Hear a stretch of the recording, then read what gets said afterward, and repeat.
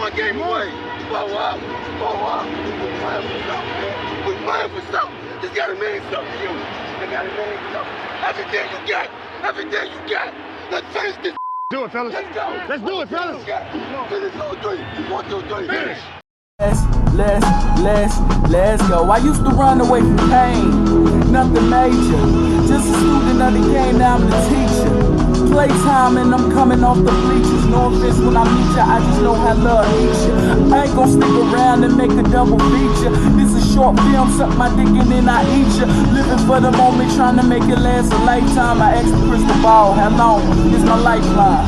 A young nigga grew into a grown man. Now a grown man trying to be a young nigga. Smart dude, acting like a dumb nigga. My heart aching and I'm acting like I don't feel it. Tell me, where do all my lost lovers go? Do they fade into the dark where they ever show their pretty face again? I really doubt they will, but I really hope they can. Cause $1 million ain't what it used to be. With all the things it can do for me. See, I don't want the cars or the jewelry. I just want to give my fam something new to eat. Like escargot or caviar. Yo, how is everybody doing today? Yo, my bathroom getting fixed, yo. It's crazy. Somebody came over my house today that was like, yo, can I take a shower? And you know, this is a normal thing for them. They always come to my crib, take a shower. And I was like, yeah, you can take a shower. But let me tell you something. I was so out of my mind today. Me and this person was sitting in my truck chilling, right? And like halfway through the thing, and I done told them multiple times, I'm like, yeah, you can take a shower. You ain't got to trip on it. Yeah, of course you can take a shower. You done took a shower in my crib multiple times. Why would I tell you no now? You know what I'm saying? Just randomly, motherfucker look over and say, ain't somebody fixing your bathroom? I was like, yeah, so what? Motherfucker look at me. He say, what they fixing in your bathroom? I said, they taking the sink out and replacing it. They fixing the hole in the wall behind the sink. And then I said, and then motherfucker look at me, say, so how I'm gonna take a shower then? And then I sat there and I thought to myself, I said, you know what? How the fuck is you gonna be able to take a shower? I'm probably coming to your crib to take a shower tonight now that I'm thinking about it, because they working on my bathroom. Motherfucker look at me and say, yeah, like I just told you that. And I'm like, yo, you gotta excuse me, because my mind's so out of place right now. I completely forgot. But how is everybody doing today, yo? We got a good show tonight. So tonight we talking about John Gruden. We talking about the AFC West, the AFC West. And Donavan Mitchell, who just got traded to the Cleveland Cavaliers. We probably gonna knock the Donovan Mitchell one out first. I'm gonna spend more time on the other two topics. But before we get into any of that, and I really do hope everybody's day is dope. Yo, y'all gotta check out these 3 songs that I've been playing on repeat recently, yo. Like Ray Vaughn, Pickin' Cherries. I absolutely fucking love that song, bro. Like that, oh my goodness, bro. So I'm a huge hip hop head, right? So I love all music. I'm not gonna say I love all music, but I do like just about I call it good music, bro. I just like good music. If it's country, if it's like folk, if it's something I probably never would have thought I would have listened to. You know, I like all types of music. I could have a whole series and show about just a whole shit ton of music that I listen to that I want people to get into. But listen, anyways, I'm listening to this song Pickin' Cherries by Ray Vaughn. So I got put on the Ray Vaughn because I was watching his freestyle on the LA Leakers and how hard he went on that. And then randomly this video came across my timeline and I'm like, yo, let me check this out. Bruh, this song is so... Ain't gotta tell you, this dude said they use crate for entertainment. Mine was to hold up the bed. Ain't gotta tell you why I cut you off. You know what you said. And if you focus on your past and you won't get ahead, found DeAndre with a hole in his head. Like, bro, I fucking love Ray Vaughn, bro. This dude is... So he signed with TDE. This dude, I'm telling you, this dude is a lyrical mastermind, yo. This Pickin' Cherry song is fire, yo. Jesus Christ, this song is fire. So the next song y'all gotta check out is Benny the Butcher's track, Johnny P's Caddy. This fucking track with J. Cole, bro. This dude, J. Cole. I love the beat too, bro. It sound like a J. Cole type beat. That's how I knew J. Cole. Benny the Butcher slayed this too. But I knew J. Cole because I'm personally a huge J. Cole fan. I've been listening to J. Cole since the start of this dude's career. Like, I have not missed an album, a mixtape, an EP, a track that wasn't released that be put on YouTube back in the day. I've heard it all. J. Cole is probably my second favorite hip-hop artist all time behind Jay-Z. But it's a huge gap between Jay-Z and everybody else because that's who I grew up on. But I want to say J. Cole started getting big once I got to 8th grade is when I first started listening to J. Cole. But in 9th, 10th, 11th, and 12th, and ever since then, like, J. Cole has been a big, and that was when I was in, so I graduated high school in 2012. So 12, 11, 10, 9. So I'm in high school, but in 2009 or 2008 is when I first got on the J. Cole, yo. It's so many J. Cole tracks that's hard to me. But we talking about this Benny the Butcher, Johnny P's Caddy, featuring J. Cole. His fucking verse, bro. On the night I was born, the sparks is flying. God was crying. No, that ain't even how he started. On the night I was born, something happened. God was crying. The sparks was, what he say? Power outage. Sparks is flying. A real one's hit. The young bull that walked with lions around the outside of white chalk where the corpse is lying. Of course, I'm trying to revive a sport that's dying. But these guns and these drug bars that y'all relying got these nerves thinking that they just as hard as I am. That just mean I ain't as comfortable as them as lying, stretching the truth. Me, I never stress in the booth. Man, this dude, the way I flow is proof. I'll take your favorite rapper's neck in a noose, never letting them loose. Cold World. Oh my good. Y'all gotta go check out that J. Cole, that Benny the Butcher featuring J. Cole, Johnny P's Caddy. Mind you, that's just a fire ass. I didn't go over Benny's lines.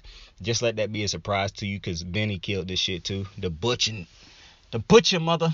But y'all gotta go check that out. It's called Johnny P's Caddy. The last track, the track that everybody had been making a big, that everybody been talking about over the last couple days, I would say, is DJ Khaled's title track to his album God Did. The second track on the album is God Did, and obviously everybody been talking. I want to talk about this track for a little bit real quick. So I love the track, and I'm gonna just be very honest with you. So I grew up with Wayne. Like, Wayne was a big artist when I grew up. He was like one of the biggest hip hop artists, like him, T.I., Kanye, 50 Cent, Jay-Z. Like, it was a lot of big time. Those was like the biggest hip hop artists when I was growing up, right? So I done seen Wayne at his absolute peak. I seen those stretches where he was putting out, it wasn't really, where people was still, Wayne-aholics was still telling you it was heat when everybody else knew it wasn't. And I ain't even a person who don't like the Rebirth. I understand people who don't like that album. I liked it. I think because I like that album, because I like Kanye's 808 and Heartbreak, that made me more acceptable to liking that one. Just like I like Future's little singing album he did. Baby, when the sun is out, it's like I'm not myself. Xanax doing damage, making nice so I can handle you. I'm telling you. Xanny pills and I feel my body. I only call you when I'm fighting. Your arms around me, come and save me. I'm trying to tell you, bro. I gotta get on that. That album's fire. I can't remember the name of it at the moment, but I love that Future album. But anyways, 808s, I think, is really the album, though, that really made me appreciate or more acceptable to albums where dudes not really doing what they usually do. So I was fucking with Rebirth. That song Paradise on the Rebirth by Wayne, I fuck with that heavy. It's another 2 songs on there I fuck with heavy. But other than that, I've heard some of Wayne's greatest like bars and shit. Wayne's bars on and everybody get mad when you say this. It's like, I already understand that I can't talk hip hop with everybody, even black people you can't talk, because that age gap is just gonna be just buffoonery to you when you start talking about it, because it's an age gap that only, and what's so crazy to me is the age group that really is a Wayne-holics grew up after me, so they didn't even grow up with Wayne's best tracks, but they die by Wayne. And it is some people who grew up with my generation who are still Wayneaholics. But it's a lot of dudes who younger than me that be swearing and dying by Wayne. And they'll play me tracks and shit. And listen, 7 Foot by Wayne, one of his greatest lyrical, like that song is bananas. How stupid he going. But I know a whole bunch of crazy ass Wayne bars. I can sit here for days giving you. I'm not debating that Wayne is whack and no shit like that. I think Wayne is one of the greatest rappers I've ever heard in my lifetime. With that being said, Wayne's verse on God Did is not hard. Like, I don't know why every time I hear people talk about God Did, the first thing they want to say is, everybody talking about Jay-Z, but Wayne killed it too. I actually don't think Wayne killed it. I don't think he was whack or nothing like that, but his bars didn't really move me. It was the same, and I don't understand why he used auto-tune on it either. I don't think that you need auto-tune for this type of track. Just rap and people like, well, if he had more time, like, for one, if you have to say Wayne he would have out-rapped Jay if he had more time, bro, why do you think they gave Jay the time they gave him? Why do you think they gave that motherfucker a whole 4 minutes, a whole track? Basically to bless the beat. They created this beat for Jay and said, yo, we're gonna let y'all get a piece of it though, but this is for Hove. Like, I think people think because we praise Hove that mean we hate Wayne, when Wayne himself done said Hove is the GOAT. Like, I don't debate that with people no more. It's just like I don't debate Kobe's greatness, I don't debate Curry's greatness, it's certain shit I will not debate with people. Hove being the GOAT is not debatable to me. Jay-Z is the greatest rapper of all time, the greatest MC, the greatest hip-hop artist of all time, whatever you want to call it. He is the bar. And ain't nobody ever gonna surpass that, in my opinion. He ain't even the bar. He done surpassed the bar himself. I love Wayne. Wayne is a phenomenal hip-hop artist. He definitely in my top 5. Wayne's bars on that, bro, I'm telling you, I don't think... And listen, there's some people out there who think Wayne went stupid. It's cool. I don't think so. His fuck the world bar, wore a condom or whatever he said, practice safe sex, that bar is not that hard. I done heard this man have fuck the world bars in multiple songs that are far harder and more clever than that one. That one really didn't make too much sense to me, to be completely honest with you. And I'm not one of them people either.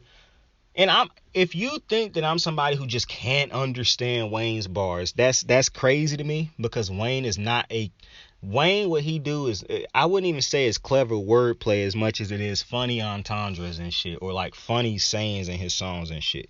Wayne do got songs where he crazy with the double entendres and shit like that, but not on the level of a Hove.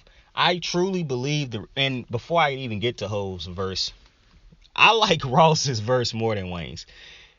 But the reason I'm even pointing out my bias, because people's bias is the only reason y'all continue to say Wayne's verse is just as good as Jay-Z's, because it wasn't. And added time wouldn't have changed that.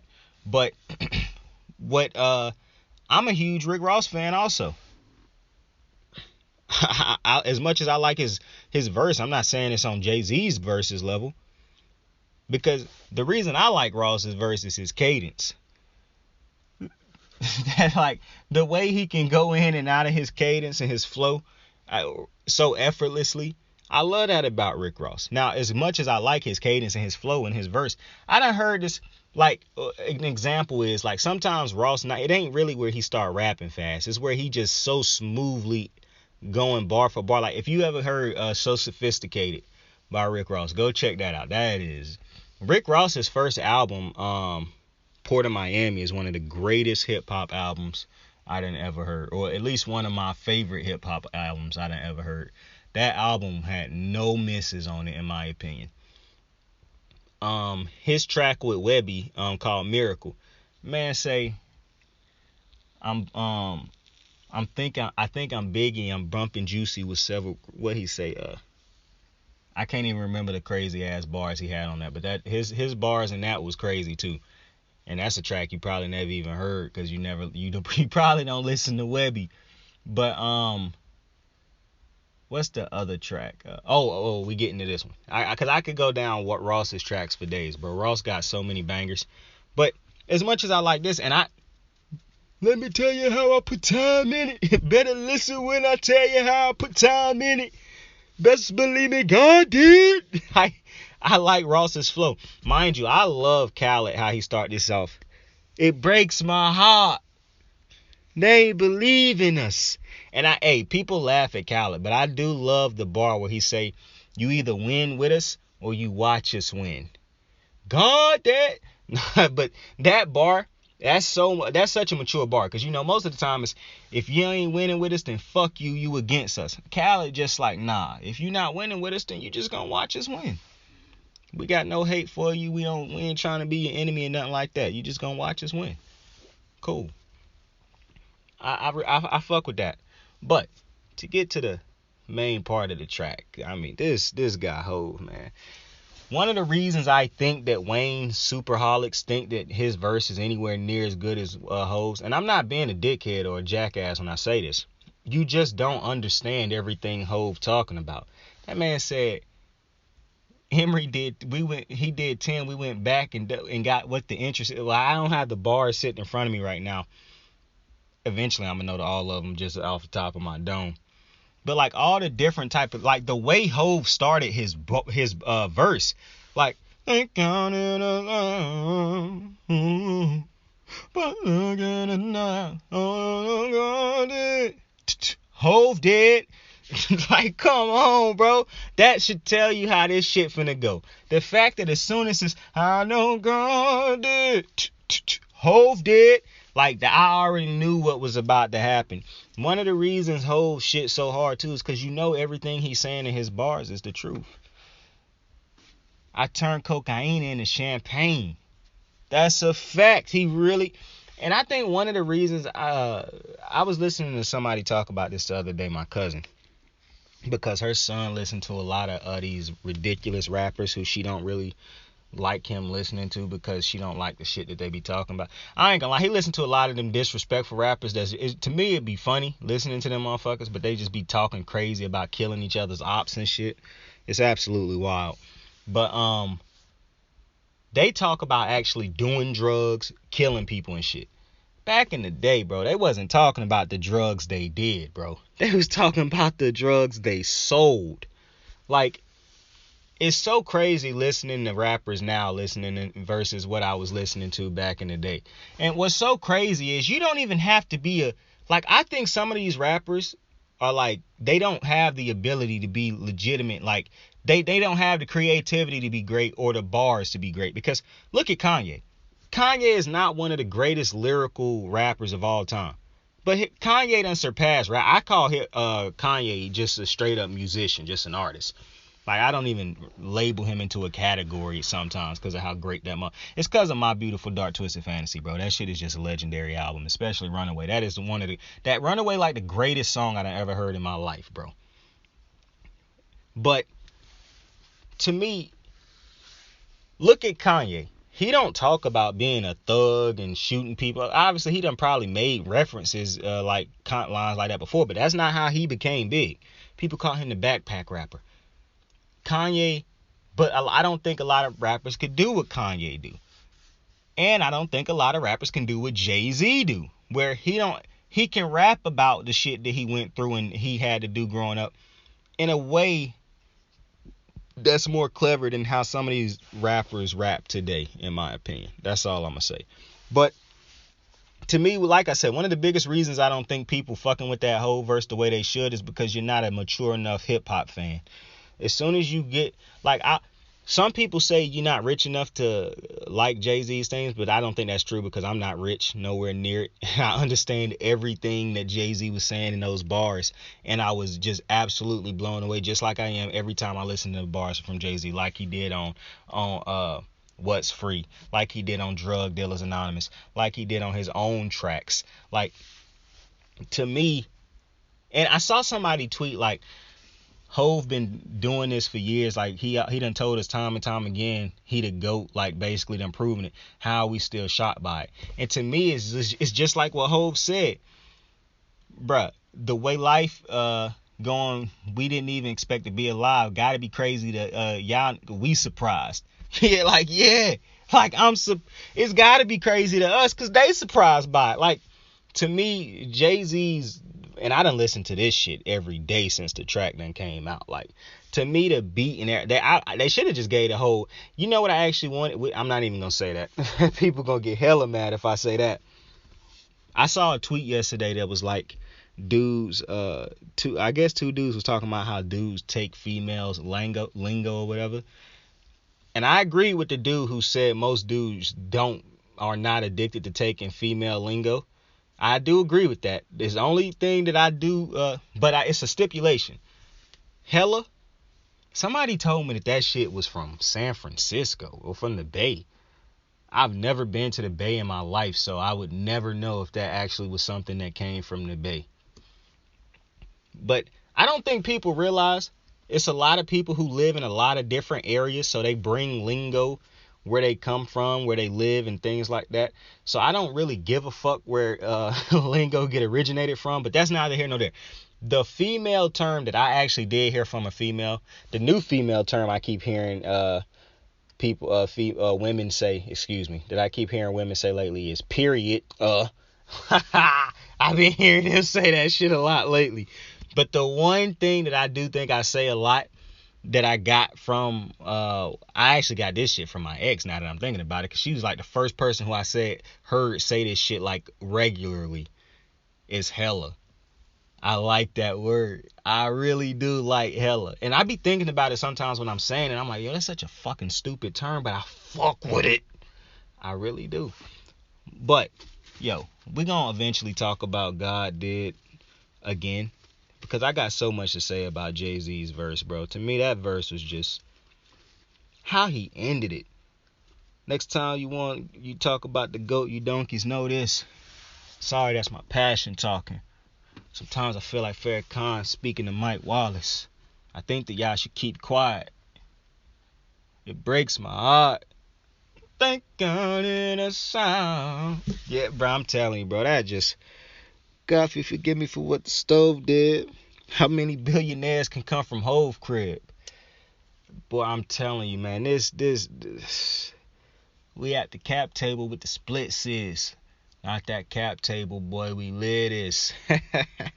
It's so many different crazy bars in this double entendres, just triple entendres, just so much realness in the bars. Like, it's so many different things, I think, when you become like a true hip-hop head. That's why I don't want people to think I'm disrespecting Wayne, because Wayne got a shit ton of tracks. I was listening to Wayne today, as a matter of fact. Mr. Carter. Well, it's to me, the Carter 2 is like one of the greatest albums I ever heard. The intros and that the in, out, those things, those are so fire. Like, the Carter 2 is one of my... I know a lot of people say Carter 3, and the Carter 3 is tough. Especially, that's how you let the beat build it. I love that track. I love the Carter 3, but the Carter 2 is like one of my favorite albums all time. I used to listen to that shit every fucking day for like a year. Dead ass. Like, I couldn't play... The track Receipt was like one of my favorite tracks. I'm probably gonna listen to that shit when I get off of this, as a matter of fact, now that I'm thinking about it. But I really do wish one day, for all y'all Wayneaholics out there, because I was looking at these dudes review that song, and they was talking basically how they didn't like Jay-Z. Not that they didn't like him, they just didn't think he was as hard as Wayne, because Wayne speaks so... And I think the thing is, if you're not somebody who can listen to complex rapping and hip-hop, because to me, hip-hop is when they tell stories, and Jay-Z, Nas, I don't want to say Nas, I'll say Nas. Jay-Z, Nas, Cole, Kendrick, Wale, it's a lot of hip-hop artists out there. Wayne, Joe Budden. I know a lot of people shit on Joe Budden. Joe Budden got some fucking heat, bro. And his biggest track, I hate that people constantly bring that up, because he got so many different tracks. Like, this dude got a song where he talking to God. What is the name of that track? That shit is so hard, bro. Dude said, why you make hungry niggas starving rich? Bro, I can't remember the name of that track at the moment, but that shit is like one of the hardest Joe Budden tracks all time. Joe Budden was a lyrical monster, bro. That's why I really don't know why. I don't know, bro. Him and Drake could put together a fire-ass track. Bro, Joe Budden's diss track on Drake was fire, too. What was the name of that shit? It's New Joe Budden. What is the name of that shit, yo? That Joe Budden diss track, bro, with the baseball thing cover on it, I think it was. I can't remember what it was, but Joe Budden released a fire-ass diss track on Drake. See, this was at a time where a whole bunch of people was dick riding Drake, so it wasn't real hip-hop fans who was really on Drake's side. It was just fucking... Drake got this audience that's like rap fans, pop fans, fans of all types of music. You know what I'm saying? Whereas Joe Budden's fans is more of hip-hop purists. Like, because it ain't no rap fans out there, really. It ain't no pop fans who know Joe Budden. I listen to Joe Budden because I'm a hip hop. I don't want to say I'm a hip hop purist to the level of some old heads because they done been around longer than me and they done listened to far more hip hop than I will probably ever remember at this point. They've probably forgotten more hip hop than I will ever know right now. However, I am a hip hop purist, but not only that, I think I'm just a hip hop rap, that genre purist, because I can listen. Bro, I grew up listening to Boosie, Webby, Hove, Wayne, T.I. All of these dudes bring something different. The only type of rap, well, I grew up listening to Snoop Dogg too, but he was really the only West Coast rapper I listened to a lot.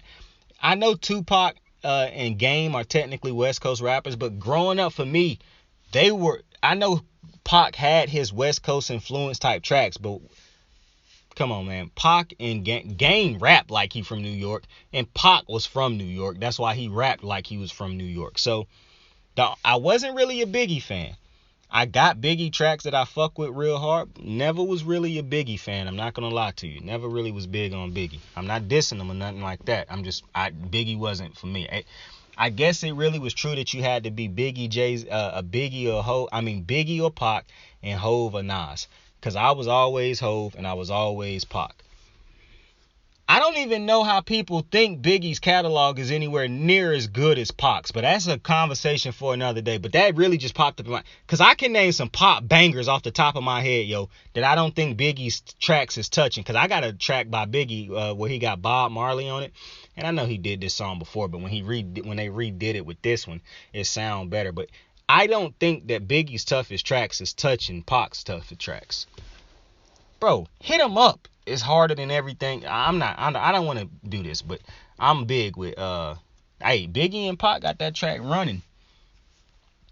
Why am I dying to live if I'm just living to die? Why am I trying to see if there ain't nothing inside? That's my shit. I fuck with that shit. That's a tough track, and both of them went hard in that. But we ain't here to talk about Biggie and Pac, bro.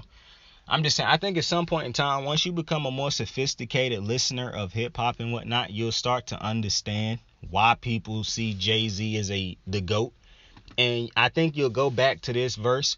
It's the same motherfuckers who listened to that track, What's Free, and was like, well, Jay-Z's verse was tough, but Meek had a tough verse too. It's like, bruh, we not dissing these other dudes, bro. We just understand the greatness that Hove just put in front of us, bro. Like, what are you, you know what I'm saying? Like, so, listen, to the Wayne fans out there, I promise you, for one, a lot of you Wayne fans are not, it's very weird when I see people who feel like they bigger Wayne fans than me and they younger than me. Especially when they younger than me by like a couple years. Like, it's very hard for me to take a high schooler or anybody in high school or less or under. It's kind of hard for me to take college students because I'm past that too. But if you like 5-6 years younger than me, bro, I've probably listened to more Lil Wayne tracks than you probably even know at this point in time. So I've been listening to Wayne when the locks was short and actually looked good. Like, bro, I promise you, I've heard harder tracks by Wayne than you probably even know. And I also promise you, I didn't have to be put onto these Wayne tracks by somebody else. I heard them when they came out and been rocking with them for a long time. Most of you motherfuckers haven't even... Bro, y'all still going back trying to digest Wayne's old albums and shit. Mind you, if I tested a lot of these Wayne fans that are in high school or under about some of these... They couldn't tell me... They couldn't rap up most of the bars off of Wayne's toughest albums, bro. They gonna come up to me and say, oh, his toughest track is a Millie. Alright, bro. So I'm just saying, bro. Miss me with that, oh, you a Wayne hater. I promise you I'm not, bro. That's just not heat to me.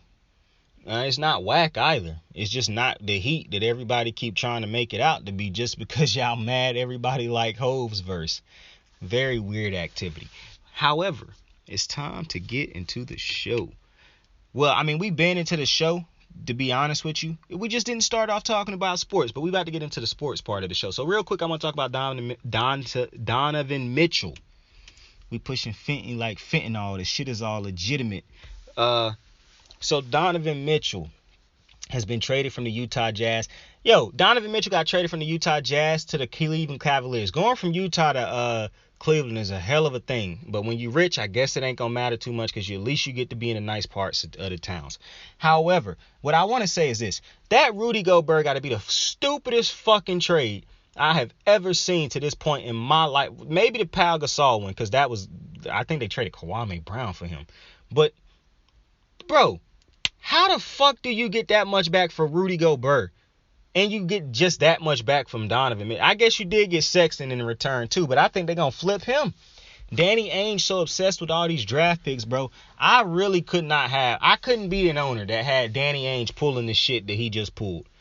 Not only did he just get rid of the supposed second best player on my team, he got rid of the first best player, and I got no all-stars in return, or no players that I feel like could carry this team anywhere anytime soon. I have to rely on players that are still playing in college and high school right now to bank my future on. As if another LeBron, Curry, KD, Zion Williamson, or some player of that type of caliber is walking through the fucking draft anytime soon. That's a lot of banking. Not only do you have to hope them dudes come in, you got to hope that that type of prospect is available, but then you got to hope that that type of prospect instantly become great and carry your team, because if not, you got to wait for them to develop a couple years.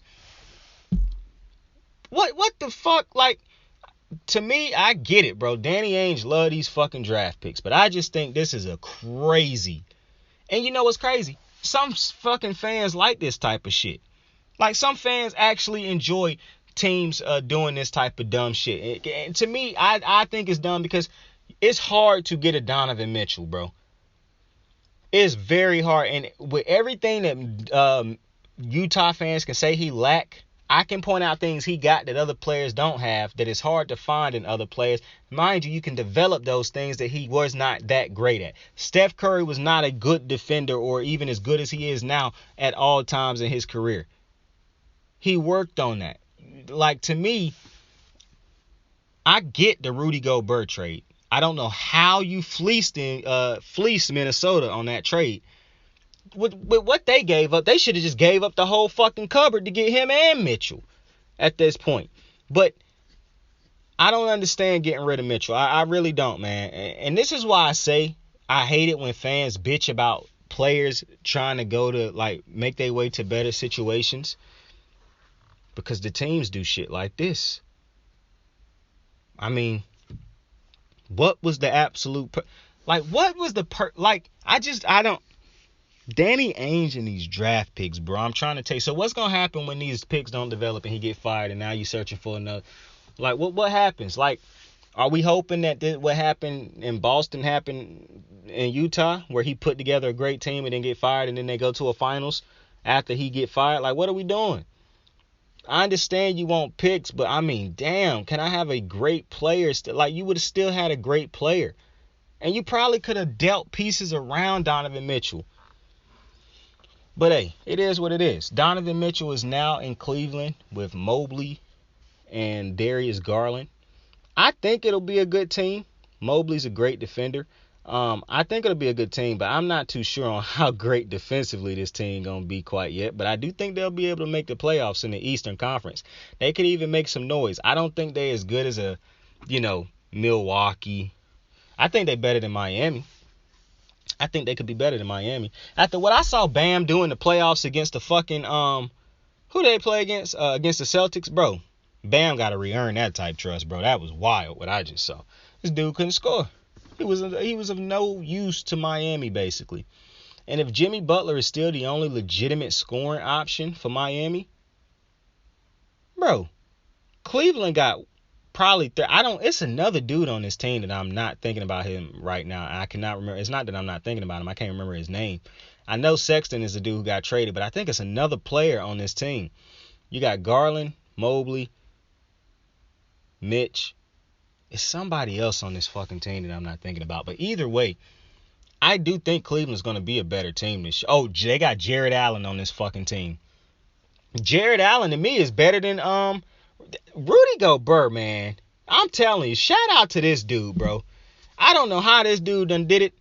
You know, being a dude who is stupid limited offensively is, to me, not the defensive player that everybody keep making him out to be. He is an unbelievable weak side defender. That's about as much as I can give you for that.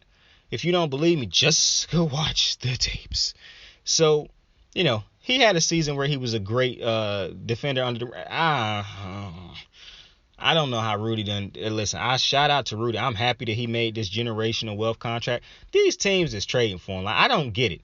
What is the purpose of Rudy Gobert in Minnesota? Cat don't play defense anyways. So I understand you thinking to yourself, okay, well, Rudy play defense. But Rudy don't play the type of defense that will be effective having Cat on the floor at the same time as him. A lot of times in games, they're going to have Rudy off the floor in the playoffs if they make the playoffs. So I don't understand that. But in the same token, Cleveland might not be a good defensive team, but I think they're going to play a good, I think they're going to be able to score a lot of points. I don't think this will be the year. I still think a wing defender is very important, and I understand Mobley, I think, is a wing defender. But I don't think they're there yet. I think they could be, because Donovan Mitchell is a hell of a player. They definitely going to the playoffs. Donovan Mitchell's a guaranteed playoff player every year. And Utah just gave that away like that shit don't matter. Well, I'm telling, man, I don't know, bro. I don't know. I ain't feeling that. I'm gonna be honest. If I was a Utah fan, I would not be happy that Donovan Mitchell just got traded. Not only would I not be happy that Donovan Mitchell just got traded, because one, I don't like how people trying to kill Donovan Mitchell's value. Like, this ain't a 24 plus per game scorer. And I'm even cutting him short on that.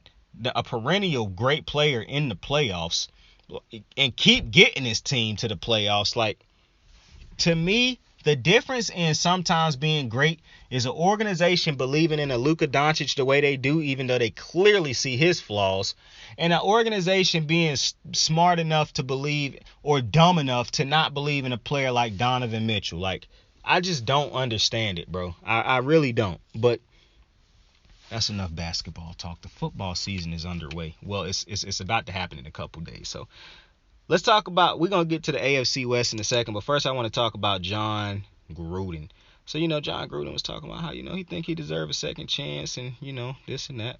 I saw somebody under a YouTube video say that he don't think he wouldn't, as a Raider fan, I think he said, I wouldn't give John Gruden a second chance, but it's not because of the emails, it's because I don't think he's a good coach. And I responded, I was like, so the racial and homophobic emails is cool, but the outdated coaching, that's a no-go. That's where you draw the line. And you got some dude who tweeted who is multiple people basically commenting to me trying to defend him and this dude. And I'm like, yo, nothing y'all saying is finna register to me. One dude even said, I got more comments under my likes, so that mean I'm right. Like, bro, I have no, desire to engage or to lower my IQ or kill brain cells trying to go down to the level of stupid to argue with y'all. Like, it's no shot. I'm going to tell you exactly how I feel. If you don't feel it because of how stupid your thought process is, then that's on you. I'm not waiting for you to mature. You do that on your own time, and maybe you come back to this comment one day and you'll understand why you was wrong. But I'm not finna sit here and argue with you.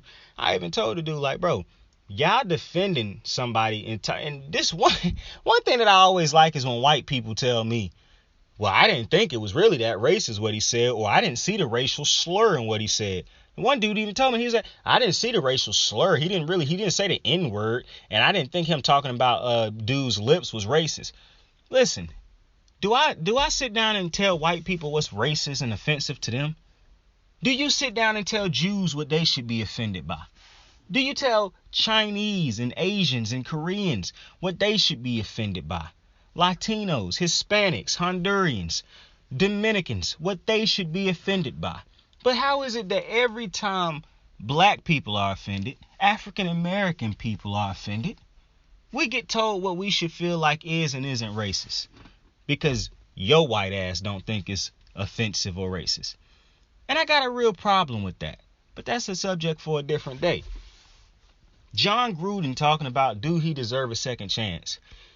I could care less if they give him a second chance. That's not for me to decide. Would I give him a second chance is the better question. No. It's not that I care about him I want him to be able to make money. He don't have to make money in the NFL. And it's not so much about John Gruden outside of his ignorant ass, homophobic, racial comments, emails. And another dude tried to say, there's so many dudes in the NFL who we don't know who probably got these. Why do we create phantom situations? And I even told the dude that, like, I'm not addressing a phantom situation that don't exist. Just because you want to defend the homophobic, racist comments by John Gruden for some wild reason, because you feel like one day you're going to get caught up in these situations because in your heart you got that racist line there. Because if you weren't, you wouldn't be thinking about this or trying to defend this. But because you are, I'm just confused by it. Because how is it that your white ass can tell me, oh, I don't think what he said about dude's lips was that offensive. I didn't think that was racist. When so many black people do think it is offensive. They do think it is racist. Like, what are we talking about right now? But my whole thing, because I told him, like, I'm not finna argue with you about this, and I don't like you creating a phantom situation of, oh, we want to defend the racist and homophobic thing, so you know what we're gonna do? We're gonna say, you know how many people's emails we could have checked and whatever.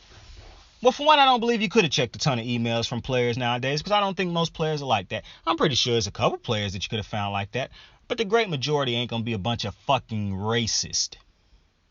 Now, when it comes to the owner, that's fair game. Lord knows you could probably go 32 on that shit and I wouldn't be shocked. But when it comes to the players, for one, I'm not even about to go down this road. So, matter of fact, I'm going to stop that because, like I said, I'm not addressing situations that haven't happened that I'm hoping will happen to try to back up an ignorant argument.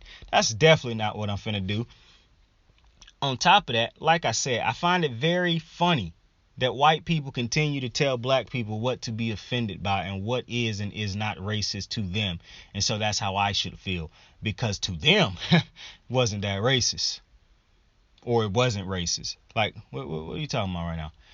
But aside from John Gruden's comments, the reason I'm not bringing him back is because I actually care about the people in my locker room. I care about the people who work in this organization. I care about the African American, the black people in this organization who could have been offended by John Gruden but don't have the power or the position to speak up and say that they're offended because they could lose their jobs. Because that's how these things work in the NFL. If you don't believe it, go watch Colin Kaepernick.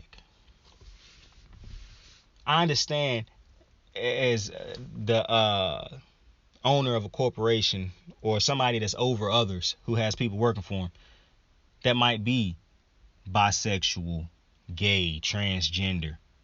I can understand how they could be offended by me from having somebody like John Gruden who made those type of comments in an email, on a phone call, whatever the fuck he made them. He made the comments. And they would have to walk around in an organization knowing that that type of person think like that. And he work over them. And I did nothing about it. That create an environment of, that create just an ugly, cyclical, just ruthless, disgusting environment when you allow something like that to happen. Should he be forgiven? Sure, forgive him, cool. That don't mean I have to hire him back in the NFL. He can go make a living somewhere else. And John Gruden done made a shit ton of money, so I'm pretty sure he don't even have to work anywhere else. But people continuing to use these different type of defenses to defend people who say racist things and do just some of the most outlandish, say homophobic slurs, and some of the craziest people y'all choose to try to defend and throw these, well, if you look in everybody's closet, what are y'all doing? Like, and then I'm gonna save the AFC West. We'll talk about that on the next episode. But then the other part of this John Gruden thing that really irritates me is the fact that I said I have a problem. I didn't even say I have a problem. I said it's just wild to me that you don't have a problem with the emails, but you have a problem with him not being a good football coach, in your opinion, just because he outdated. And then the dude said, well, that don't mean that he hate John Gruden. That just means he don't like that he want him fired because he's not a good football coach. I said, yeah, I understand that. I don't know why you mansplain that to me. That's the problem. And that's not, and he tried to say that any NFL player would feel the same way. No, any NFL player wouldn't feel the same way. See, I don't know why y'all keep doing that shit. Like I said, that's very irritating to create these. Every player think like that. Did every fucking player tell you that they thought like that? That's not a general thing that most people would feel. So y'all can stop that. That's a fan thing, which is the problem. You see, fans, much like the NFL higher-ups, fans see these teams as teams and a logo, not individual players. And because fans see it like that, of course he don't want John Gruden because he don't think John Gruden adds anything to the team. Fuck the human element inside of things. Fuck John Gruden just not seeming like a good human being. I don't want him because he ain't a good coach as far as his schemes. How stupid and insensitive does that sound? I could care less about his homophobic and racist emails, but hey, he ain't really good at calling plays, so that's where I draw the line. What? Like, do y'all hear the And then, on top of that, the dude who made that comment, who said that, one of the people, because he never responded to me, which I didn't care. It was other people defending him. And I told the one dude, I said that one of the craziest parts about his statement anyways is he didn't even have to say that. Like, that's the thing when people make some of these dumbass statements. You didn't even have to say, I don't care about the emails. You could have literally just said, I don't think he should be hired back.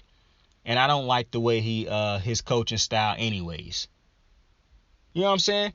Like, that right there wouldn't have even made me think to myself, oh, so you care about you don't care about the emails, but the coaching. Because you simply, like I said, could have said, nah, he shouldn't be hired back anyways, and the motherfucker wasn't even a good head coach to begin with. But saying I don't care about the emails, or saying I don't want him, I wouldn't bring him back, but not because the emails, that right there is telling you. And I love it when people try to say, oh, well, he didn't really say he didn't care. My boy, it's no way you either took a critical thinking class, there's no way you ever heard read between the lines, or you're just fucking stupid. You make your decision. You can be all three if you want. It doesn't really matter to me. But for you to not see the comment of, I don't even care, I wouldn't hire him back, and it ain't even because of the emails. What does that mean?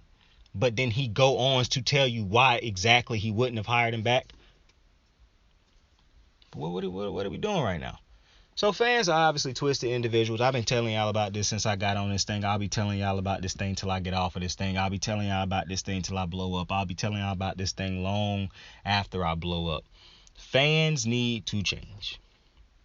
Only ignorant fans who could care less about the actual players and how people in the NFL who will have to work under John Gruden and play for him would feel. Think of the black people in the trans, gay, the LGBTQ community, anybody in the locker room, with more and more players coming out every day, basically, or not even having to come out, just not feeling comfortable saying something like that, but still knowing how John Gruden feel about that type of thing. What kind of... Some of y'all really gotta fucking grow up, man. Dead ass. But with that, I appreciate y'all for joining me on another episode of Kicking It With Saint. I promise you we talking about the AFC West in the next episode unless something bigger come up. I appreciate y'all for joining me, man. Tell somebody you fuck with them. Tell somebody you love them. Give my Dukes a big ass kiss on the forehead and a hug. Tell her you love her because she not gonna be here forever unless she is, and then you one of the lucky ones. But hey, I fuck with you. I love you. Like, subscribe, share. Saint out. I got the moves like hot sauce. Lil' mama taking the top off. I'm laying down getting topped off. After this, she know she getting knocked off. I know she loving the money, so I keep on thumbing and thumbing. She say she horny when she taking shots, so I keep them coming and coming. Now I'm putting dick in her tummy, scoop her up like I'm raking her something. You would think shawty red track, the way that she running and running. You getting dumber and dumber. You out here chasing the bone. After she finished from giving me dome, the Uber is taking her home.